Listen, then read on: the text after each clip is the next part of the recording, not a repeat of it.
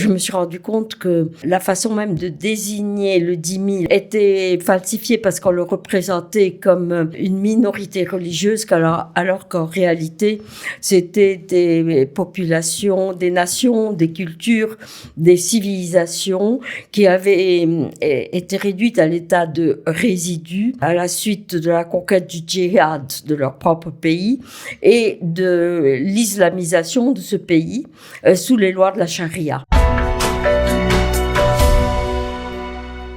Comme thème cette semaine, le statut discriminatoire du dhimmi dans le monde arabo-musulman. Et évidemment, pour en parler avec nous, Bat Yeor, spécialiste de l'histoire politique et religieuse de l'islam, qu'il est inutile de me présenter.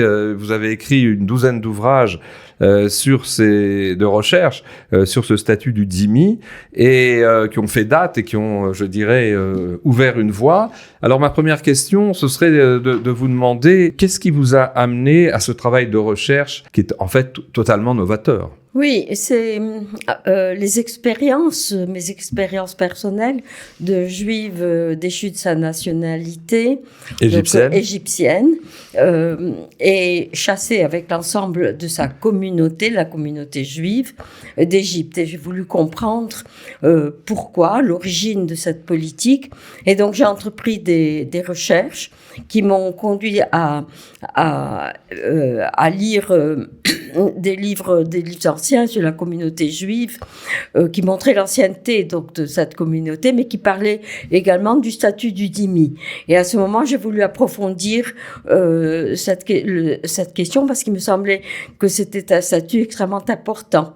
Et voilà, donc de fil en aiguille, je me suis rendu compte que la façon même de désigner le dhimmi, la personne du dhimmi et ce qu'était le dhimmi était falsifié parce qu'on le représentait comme une minorité religieuse, alors qu'en réalité, c'était des populations, des nations, des cultures, des civilisations qui avaient été réduites à l'état de résidus à la suite de la conquête du djihad de leur propre pays et de l'islamisation de ce pays sous les lois de la charia.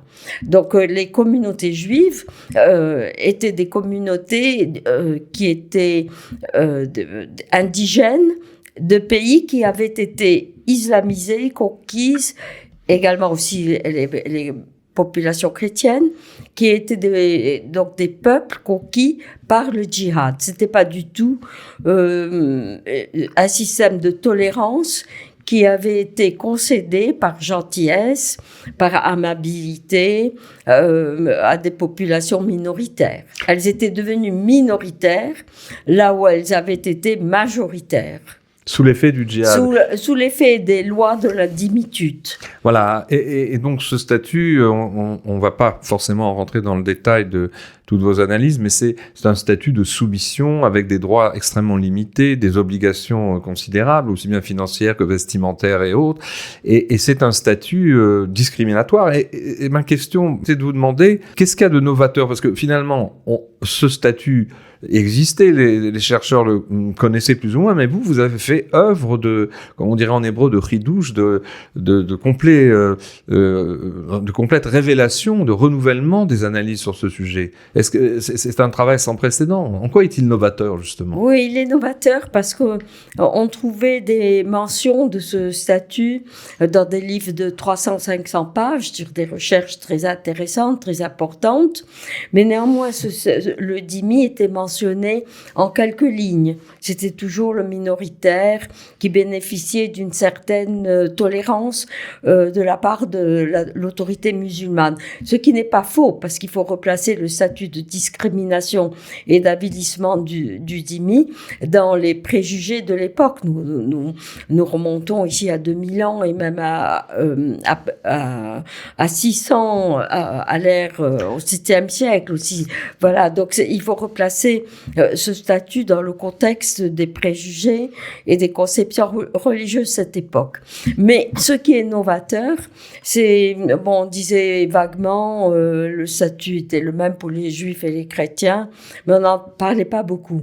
Mais quand moi j'ai fait j'ai fait mes recherches sur le dhimmi, je me suis rendu compte qu'il représentait une humanité totalement oubliée, ensevelie sous des siècles et des millénaires de silence, et qui représentait des millions de personnes, puisque c'était des populations à la fois d'Europe, d'Afrique et d'Asie, qui avaient été réduites à l'état de dhimmitude, à l'état de condition de dhimmi, sous le règne de l'islam, puisque partout où s'avançait l'islam, la condition de dhimmitude était une obligation pour certaines populations qui avaient certaines religions. Les païens étaient exterminés, mais d'autres qui bénéficiaient, qui étaient juifs, chrétiens ou bien qui avaient des livres révélés,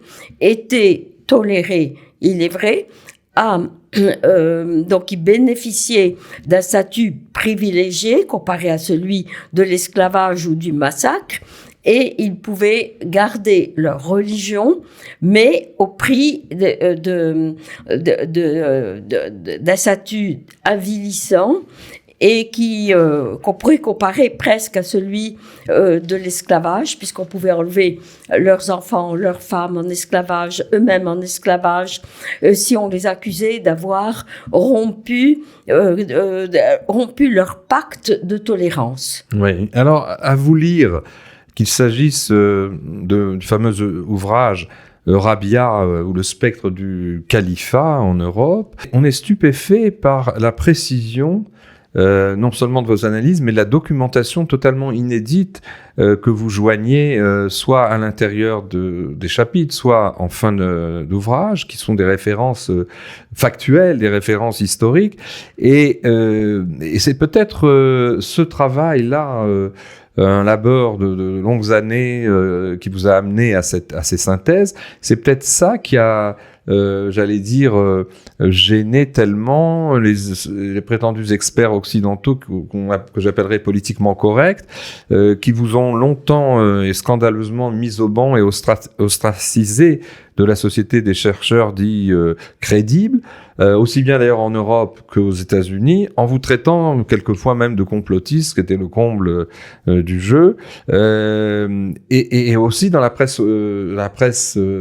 j'allais dire officielle européenne, il y a eu aussi cette tendance à ne pas, comme c'est un sujet qui dérange, à ne pas vouloir se confronter à ces réalités.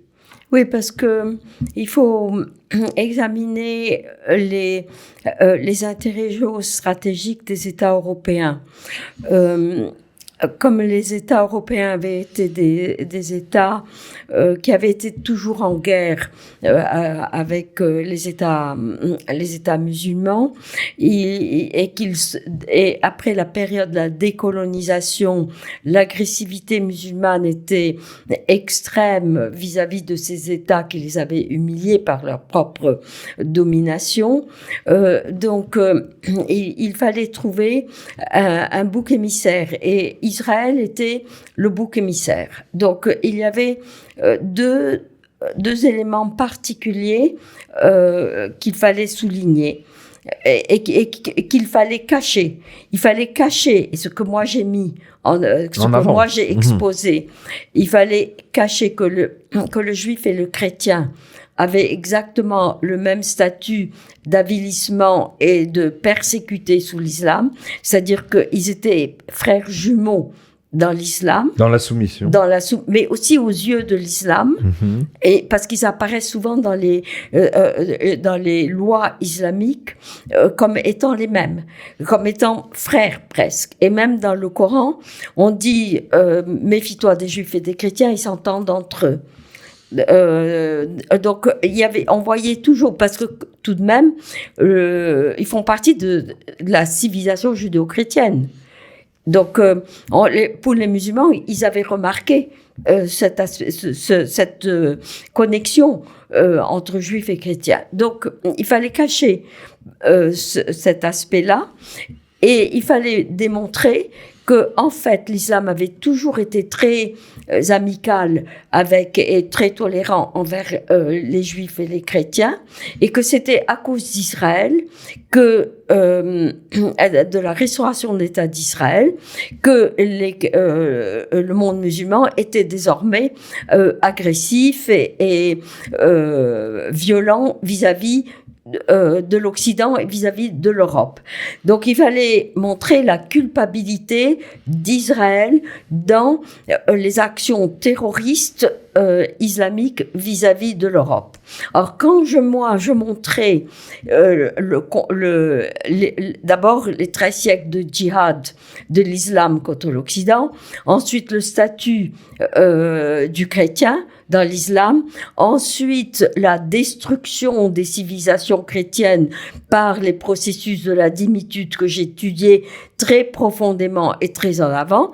Donc j'étais la première à faire cela. Évidemment, j'étais la personne qui détruisait le mythe de la tolérance sur lequel s'était basée toute la politique européenne d'immigration et d'entente avec le monde musulman contre Israël.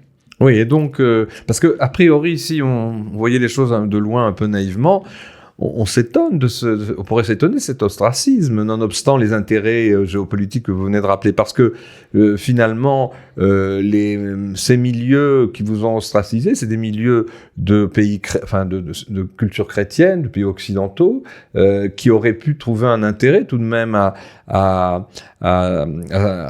vous voir les renseigner sur le statut des chrétiens, bon, des juifs aussi, mais faire un travail académique de premier niveau. Mais non, c'est-à-dire que le politiquement correct est passé avant toute chose. Oui, mais il faut distinguer. Il y a beaucoup de chrétiens qui m'ont beaucoup soutenu. Et si j'ai pu publier et être connue, c'est grâce à ces chrétiens. En Europe comme aux États-Unis ? Voilà, exactement. Et il faut savoir que ces chrétiens qui me soutiennent et qui pensent comme moi sont encore plus discriminés que je ne l'ai été.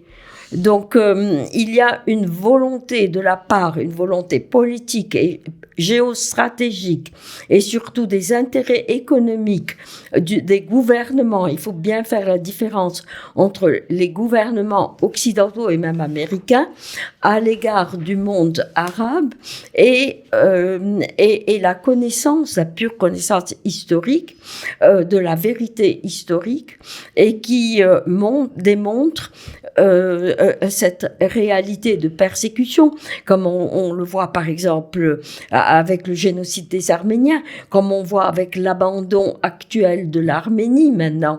Aucun pays européen, pourtant l'Arménie est un pays chrétien, aucun pays chrétien maintenant ne s'avance pour aider les Arméniens contre les Azéris.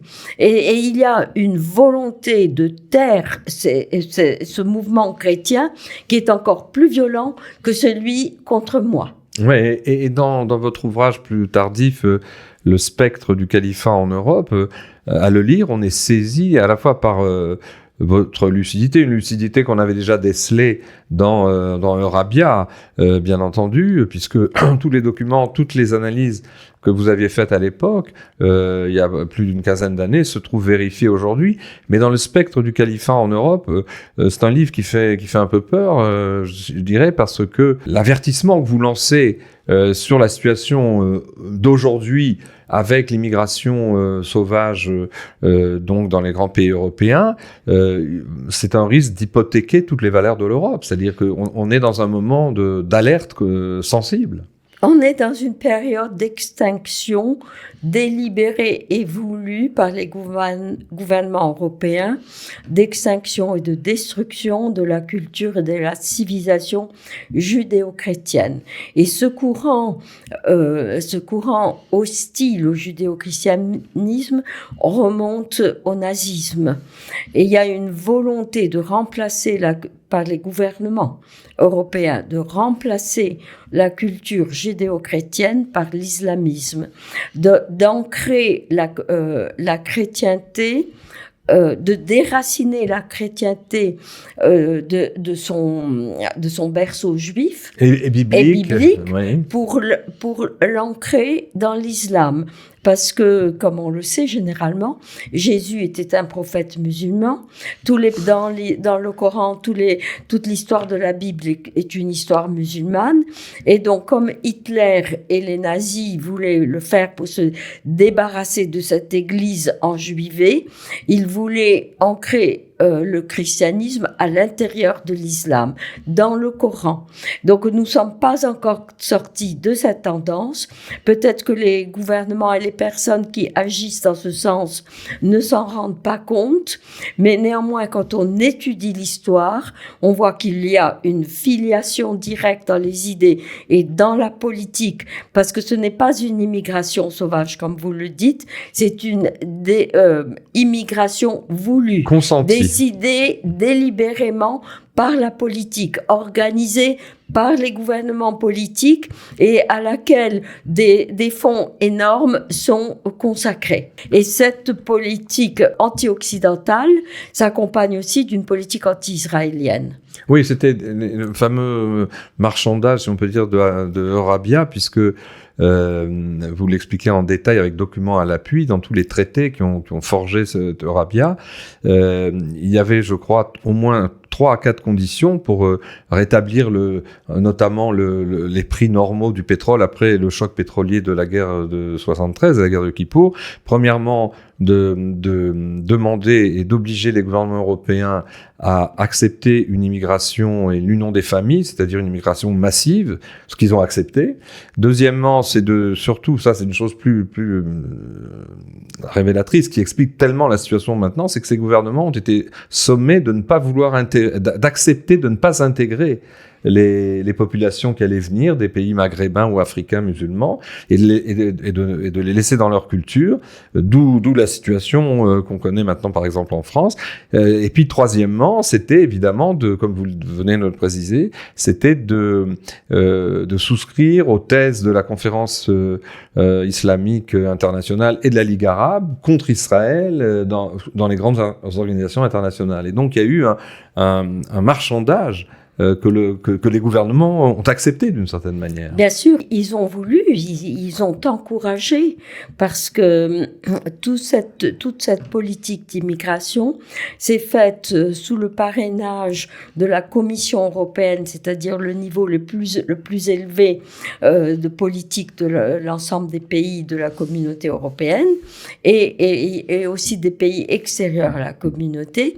Et également, d'un autre côté, le parrainage de la Ligue arabe et de l'OCI, c'est-à-dire de l'Organisation de la coopération arabe islamique. Donc tout cela s'est fait ensemble, comme le pacte de Marrakech, par exemple. Oui, de manière concertée. Mais alors, ce qui est justement extraordinaire, et c'est ce qui sans doute doit beaucoup interpeller, et j'allais dire même agacer vos opposants et vos adversaires européens ou américains, c'est que dans Eurabia, comme dans le spectre du califat, et d'ailleurs dans tous vos livres, comme je le disais tout à l'heure, vous ne faites pas que délivrer des thèses et des synthèses, vous amenez des documents qui sont les pactes et les comptes rendus des réunions, c'est-à-dire que c'est écrit noir sur blanc par les protagonistes. Exactement, bien sûr, je suis obligée de le faire.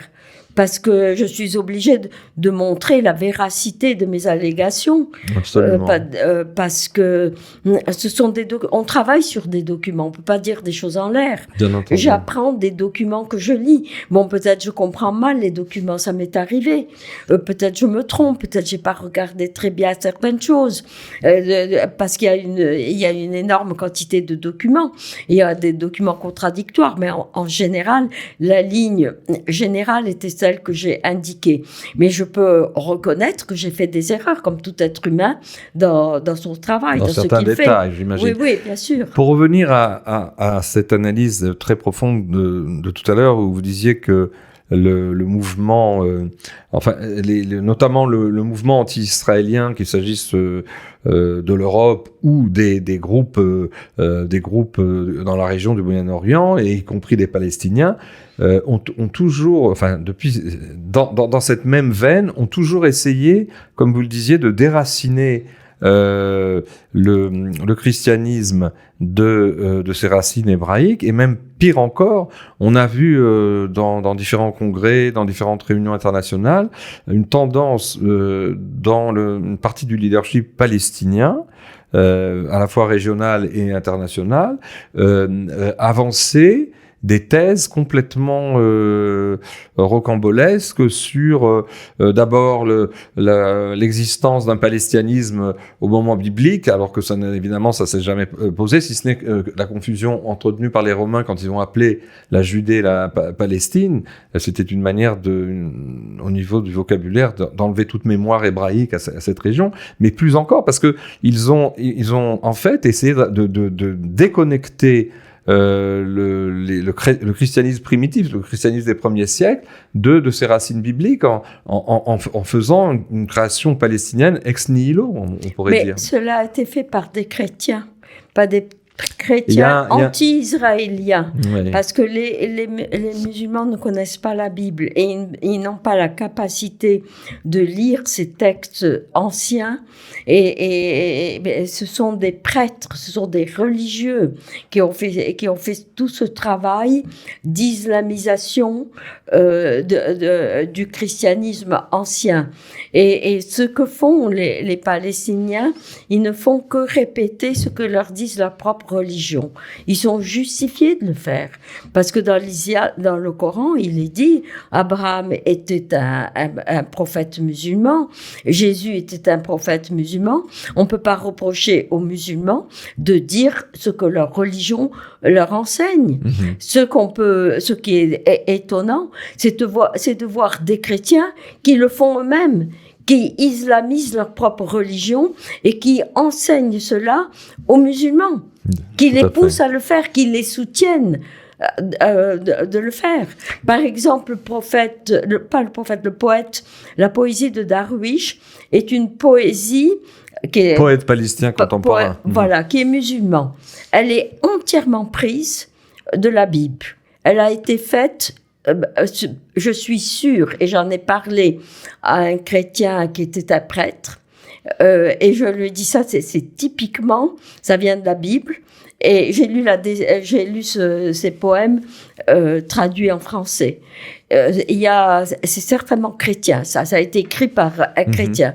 Il m'a dit oui. Il y a même des chrétiens qui ont écrit des textes et qui ont prétendu que c'était un Palestinien musulman, et c'était dans le but uniquement de séduire l'Occident chrétien et de le rendre palestiniste, et de le détacher du judaïsme, de son judaïsme antérieur, et de le détacher du judaïsme afin d'encourager ce mouvement pro-palestinien. Oui, autant d'analyses qui, pourrait-on dire en conclusion toute provisoire, parce qu'on pourrait vous écouter longtemps, nous expliquer toutes ces choses, autant d'analyses qui laissent beaucoup d'inquiétudes sur l'avenir à long terme de la société occidentale, où on s'aperçoit que quand une société renie ses propres valeurs et renie son passé, on ne sait pas très bien de quoi sera fait son avenir. En tout cas, je vous remercie Bathier Hor d'avoir consacré du temps à nos auditeurs, et je remercie aussi les auditeurs de nous avoir écoutés. Merci beaucoup et à bientôt.